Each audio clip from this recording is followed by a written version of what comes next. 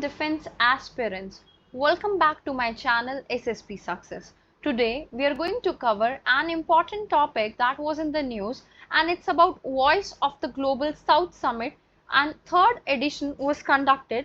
So it's very important for your upcoming SSP and AFSP in terms of GD, Lake Strait and international affairs. So let's get started with our topic. देखो हुआ क्या है, अभी ऐसा हुआ है कि इंडिया ने थर्ड एडिशन को जो है कन्वीन किया है, किसके? Voice of global south summit के। और वो कब कन्वीन किया गया है? 17 अगस्त 2024 को।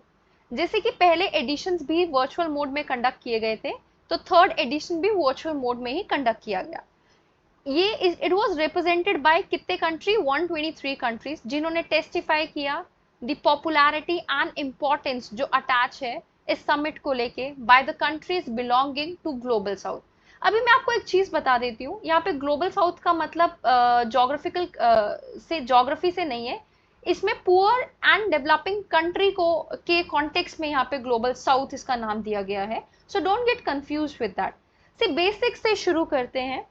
देखो आर्टिकल जो में ग्लोबल साउथ का मीनिंग क्या है? Developing countries and poor countries का ग्रुप। देखो इंडिया ग्लोबल साउथ का लीडर है, हालांकि चाइना पूरी तरह टक्कर दे रहा है इंडिया को ग्लोबल साउथ का लीडर बनने के लिए। एंड आपको भी पता है G20 के समिट में इंडिया ने ही ग्लोबल साउथ की आवाज उठाई थी। तो अब ये थर्ड एडिशन ग्लोबल साउथ का क्यों इंपॉर्टेंट है और क्यों इस पे इतनी बातचीत हो रही है?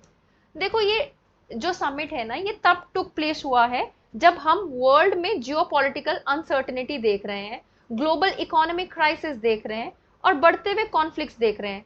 ये किसी से छुपा नहीं हुआ, क्या डिसप्रोपोर्शनेट इम्पैक्ट देखने को मिल रहा है ग्लोबल साउथ की कंट्रीज पे, राइट? जबकि इन कंट्रीज का कोई रोल है ही नहीं इन क्राइसिस में। पीएम मोदी ने अपने रिमार्क एक्सप्रेस किए, सीरियस कंसर्न एक्सप्रेस किए, और थीम जो था इस समिट का, an empowered global south for sustainable future, जो कि सारे स्ट्रैटेजिक ऑब्जेक्टिव को सम अप करता है। इंडिया खुद को इंपॉर्टेंट पार्ट बताता है ग्लोबल साउथ का, और इंडिया यूनिटी एंड सॉलिडारिटी पे बिलीव करता है अपने मेंबर कंट्रीज के। आफ्टर ऑल इंडिया ही था जिसने इनिशिएटिव लिया था to have first and second summit in 2023, और इंडिया बोल पाया था on the behalf of all the countries of global south Delhi in G20 summit, right? अभी देखो ऐसा माना जा रहा है कि प्राइम मिनिस्टर मोदी जो है वो थर्ड वीक ऑफ अगस्त में यूक्रेन विजिट कर सकते हैं प्रेसिडेंट जेलेंस्की से मिलने के लिए। और ये फैक्ट भी देखो हम डिनाई नहीं कर सकते कि जो यूक्रेन में कॉन्फ्लिक्ट हुआ है ना, उससे ग्रोथ एंड सस्टेनेबिलिटी पे एक नेगेटिव इम्पैक्ट देखने को मिला है, जो कि ग्लोबल साउथ को कहीं ना कहीं प्रोस्पेक्ट कर रहा है। पीएम मोदी जो है अपने कंसर्न्स उन्होंने कन्वे किए थे यूक्रेन को, और वो चाहते हैं कि वॉर एंड हो जाए। सेम मैसेज उन्होंने रशिया को भी कन्वे किया।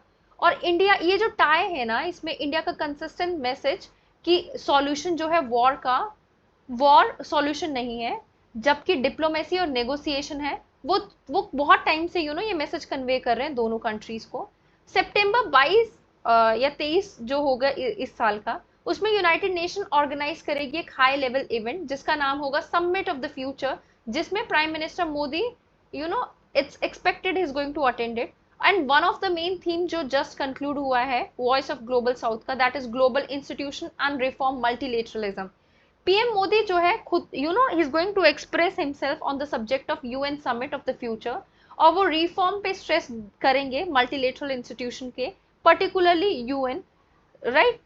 बिकॉज ये माना जा रहा है कि यूएन में सारे कंट्रीज का अच्छे से रिप्रेजेंटेशन नहीं है। यूएन सिक्योरिटी काउंसिल में अफ्रीका से कोई रिप्रेजेंटेशन नहीं है, और उसमें इंडिया का भी कोई राइटफुल प्लेस नहीं है। और उससे एक ये दर्शाता है कि पूरा ग्लोबली उसमें ग्लोबल कंट्रीज का रिप्रेजेंटेशन नहीं शो होता है।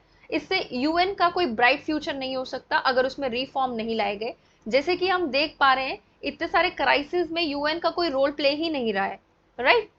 दूसरा इंपॉर्टेंट थीम क्या है voice of global south summit का? That was climate change and energy transition. After all ये थीम जो है समिट के, ये है सस्टेनेबल फ्यूचर के लिए, but there can not be sustainable future जो कि ग्लोबल साउथ की कंट्रीज के लिए, अगर उनके पास क्लाइमेट फाइनेंस नहीं होगा और एक्सेसिबल टेक्नोलॉजीज नहीं होगी। अभी जो फोर्थ कमिंग मीटिंग होगी ना कॉन्फ्रेंस ऑफ पार्टी की इन अजरबैजान इन नवंबर, कंट्रीज पार्टिसिपेट करेंगी ग्लोबल साउथ समिट में, they might consider making it a joint submission. Climate change एक एग्जिस्टेंशियल इशू है जो काफी सारी कंट्रीज फेस कर रही हैं ग्लोबल साउथ की, एंड टॉप एमिटर है CO2 की, and both of they have legal and moral obligation also in this regard, right? Summit में डिवोट किया गया है considerable attention sustainable development goals को भी और वुमेन लेड डेवलपमेंट को भी हमारे कंट्री में। देखो ये कहीं नहीं छुपा है कि वर्ल्ड जो है वो इस ट्रैक पे तो नहीं है कि वो सस्टेनेबल डेवलपमेंट गोल को अचीव कर पाए 2030 पे, बट ये एक्सट्रीमली इंपॉर्टेंट है कि हम जो है लार्ज पार्ट ऑफ वर्ल्ड पीछे रह जाती है when it comes to sustainable development goals. And ये एक प्रिंसिपल चैलेंज है फोर्थ कमिंग जो G20 समिट है रियो ब्राजील में in the third week of November. Again एक अपॉर्चुनिटी है voice of global south summit के लोगों के पास to make a mark at G20 summit by making their presence felt.